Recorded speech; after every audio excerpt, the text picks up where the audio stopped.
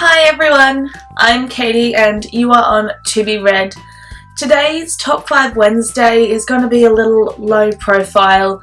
I'm not feeling my best and I've had a really quiet day. I'm trying to get better, so I've been resting, but I could not resist the theme of this week's Top 5 Wednesday, so I had to jump on camera and just film the items that I have for this week's meme. For those of you who are wondering what Top 5 Wednesday is, it is a bookish meme that has been created by Sam from Thoughts on Tomes. Once a week on Wednesday, she puts up topics and you go out into the big wide world of books and find 5 books that meet that topic. With those books, you then create a list and present it in any format that you want, whether it be video or on a blog or Instagram, it is your choice, and interact with other members of the group Top 5 Wednesday. You get different recommendations, you can interact with other people who are in the bookish community as well, and it's all just a lot of fun. So the theme for this week, and the reason why I wanted to do this video today, is the top 5 books you have read so far in the year 2018. Now, I have read quite a few great books this year and I was very excited to share my list of the top 5 books that I have read in the first half of the year. So let's get into it. Now, the first book I have for this list is The Cruel Prince, and this should be one that everyone knows about in the bookish community. But if you don't, the premise is that there are these 3 sisters that are taken to Fairy after their parents are murdered in front of them. They are then raised by their parents' murderer. They then develop feelings that this person is like a father to them, and they're raised for years in the land of Fairy. And the story is about one of the younger twins called Jude and her grit and determination to survive in this land where you have the fairies that are just so cruel. I adored this book. The premise really interested me. I hadn't really read anything of Holly Black's, so I'm now reading Holly Black's entire works if I can get my hands on them, but I really loved the plot and the characters. I found that everyone was not what they seemed, which really led to an enjoyable and interesting time. I couldn't put the book down from start to finish because I was so intrigued to see if a different character arc was going to develop with someone, whether we were going to see another side to them. Were they evil, were they good, or were they just plain grey? And I am very much looking forward to the next book that comes out in January or February next year. And I've seen quite a few people get arcs for it, and while I am very eager to get an arc, I'm very cautious as well, because I don't particularly want one if one is offered to me, because then I'm going to have to wait even longer for book 3, and all that I'm hearing is that book 2 just leaves you a wreck at the end, and I don't want a book hangover. So the second book I'm going to talk about is Paper Princess by Erin Watt.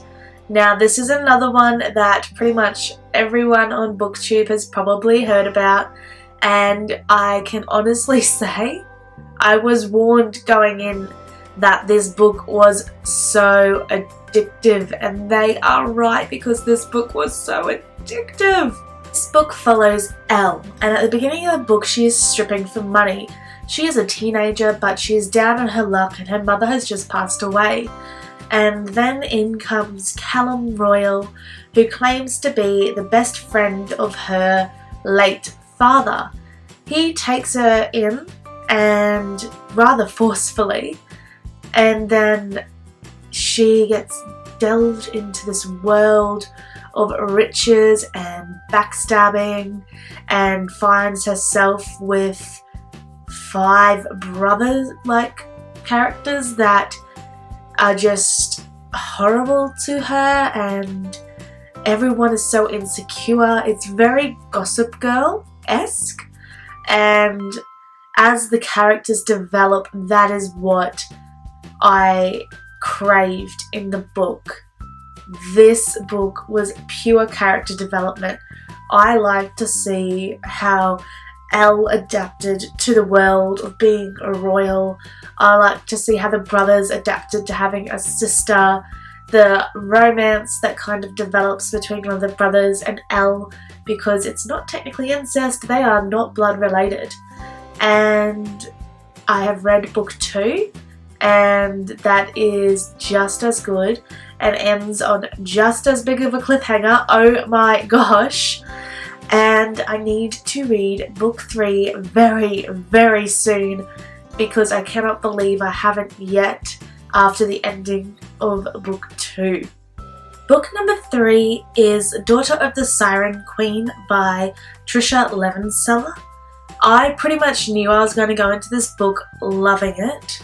I loved Daughter of the Pirate King last year, and this is the continuation and conclusion to that series. Alosa I have described as being the woman version of Captain Jack Sparrow.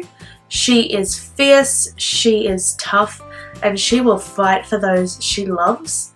And I love her character so much, and I love that we have a female pirate who is just amazing in YA literature. The 4th book I'm going to talk about is The Kiss Quotient by Helen Hoang, and I apologize if that name was pronounced incorrectly. Now, this book I devoured in less than a day, probably even less than half a day.